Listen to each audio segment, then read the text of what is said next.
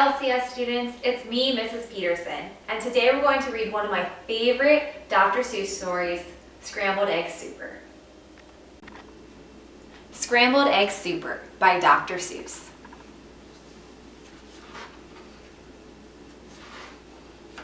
I don't like to brag and I don't like to boast, said Peter T. Hooper, but speaking of toast and speaking of kitchens and ketchup and cake and kettles and stoves and the stuff people bake, well, I don't like to brag, but I'm telling you, Liz, that speaking of cooks, I'm the best that there is. Why, only last Tuesday when Mother was out, I really cooked something worth talking about.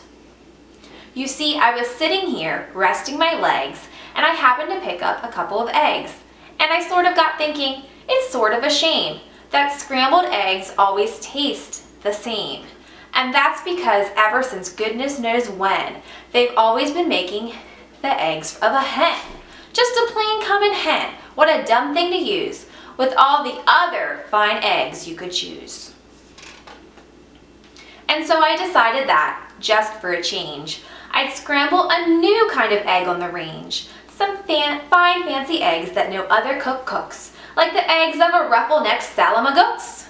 Salamagookses say they should be good, so I went out and found some, as quick as I could.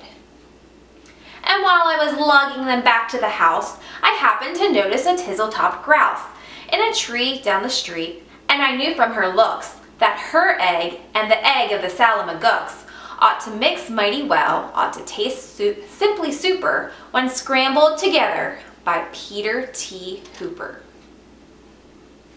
So I took those eggs home and frizzled them up, and I added some sugar, 2/3 of a cup, and a small pinch of pepper, and also a pound of horseradish sauce that was sitting around, and also some nuts. Then I tasted the stuff, and it tasted quite fine, but not quite fine enough. To make the best scrambled eggs that ever's been made, a cook has to hook the best eggs ever laid. So I drove to the country, quite rather far out, and I studied the birds that were flitting about. I looked with great care at a mop-noodled finch. I looked at a beagle-beaked, bald-headed grinch. And also, I looked at the shade roosting quail, who was roosting right under a lassalax tail. And I looked at a spritz and a flannel-winged jay, but I just didn't stop. I kept right on my way, 'cause they didn't have eggs. They weren't laying that day. Then suddenly, boy, up that hill a short space, birds! They were laying all over the place. Great happy families with uncles and cousins, all laying fine strictly fresh eggs by the dozens. Why, I'd have a scramble more super than super. Scrambled egg super dee duper dee booper, special deluxe a la Peter T. Hooper. I picked out the eggs in a most careful way. I only picked those eggs I knew were grade A. So I took the eggs from the very best fowls, so I didn't take the eggs from the twiddler owls, 'cause I knew that the eggs of those fellows who twiddle taste sort of like dust inside a bass fiddle. I went for the kind that were mellow and sweet, and the world's sweetest eggs are the eggs of the queet, which is due to those very sweet trout which they eat, and those trout, well, they're sweet 'cause they only eat wogs, and wogs, after all, are the world's sweetest frogs, and the reason they're sweet is, whenever they lunch, it's always the world's sweetest bees that they munch, and the reason no bees can be sweeter than these, they only eat blossoms off beezelnut trees. And these beezelnut blossoms are sweeter than sweet, and that's why I nabbed several eggs from the wheat. But I passed up the eggs of a bird called a strudel, who's sort of a stork, but with fur like a poodle, for they say that the eggs of this kind of stork are gooey like glue, and they stick to your fork. And the yolks of these eggs, I am told, taste like fleece, while the whites taste like very old bicycle grease. The places I hiked to, the roads that I rambled, to find the best eggs that have ever been scrambled. I hunted new birds along wild tangled trails, through gullies and gulches, down dingles and dales. I wriggled my way and I crawled at a creep through a forest of ferns that was 40 miles deep. And I mushed through the brush till I found a fine quigger whose eggs are as big as a pin, no bigger. Then I went for the eggs of a long-legged quong. Now this quong, well, she's built just a little bit wrong, for her eggs are so terribly, terribly long that she has to lay eggs 20 feet in the air, and they drop with a plop to the ground from up there. So unless you can catch them before the eggs crash, you haven't got eggs, you've got long-legged hash. Eggs!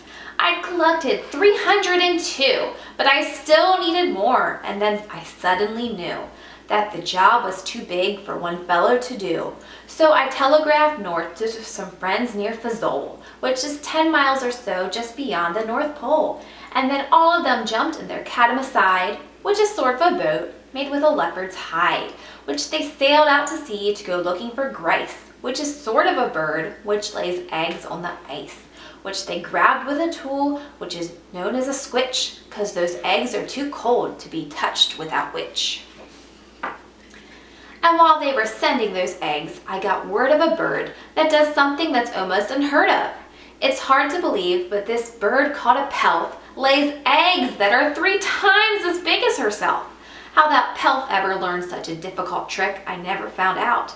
But I found that egg quick, and I managed to get it down out of the nest and home to the kitchen along with the rest.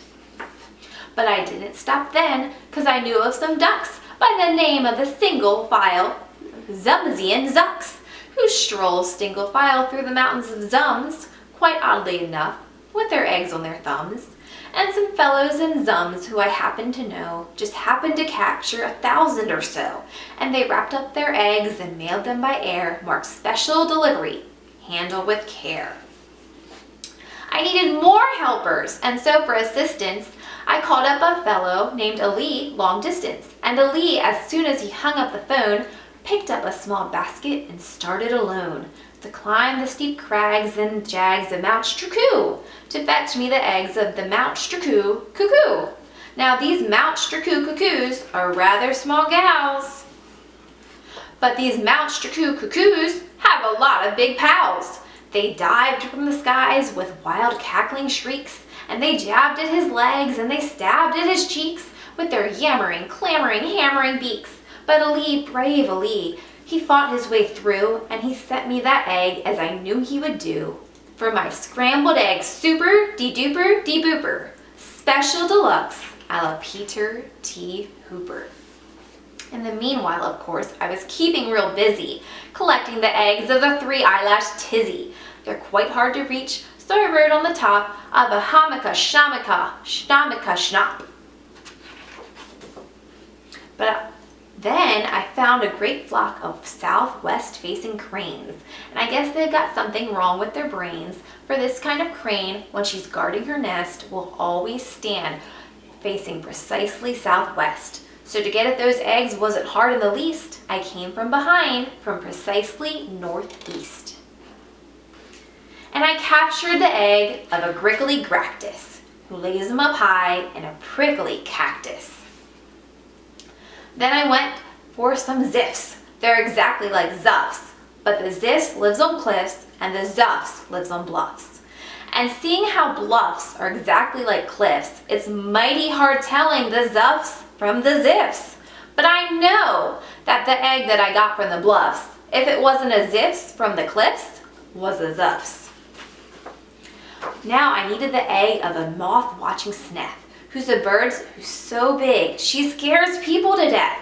And this awful big bird, well, the reason they name her the moth-watching sniff is because they know how to tame her. She likes watching moths, sort of quiets her mind. And while she is watching, you sneak up behind and you yank out her egg. So I got one, of course, with the help of some friends and a very fast horse. If you want to get eggs, you can't buy at the store. You have to do things never thought of before. Why, to get at the egg of one very small doff, we had to pry all of one mountaintop off. Then I heard of some birds who lay eggs, if you please, that taste like the air in holes in Swiss cheese. And they live in big Zanzibar trees. So I ordered a treeful. The job was immense, but I needed those eggs and said, hang the expense. I still needed one more, and I saved it for last. The eggs of the frightful, bombastic, aghast.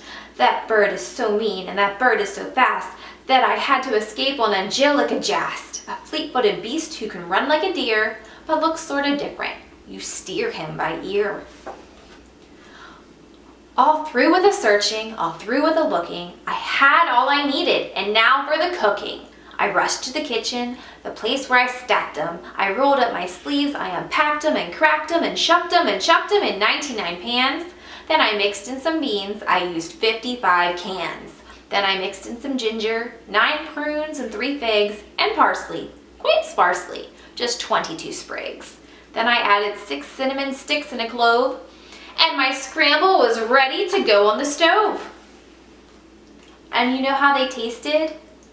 They tasted just like, well, they tasted exactly just like scrambled eggs super de duper de booper, special deluxe a la Peter T. Hooper.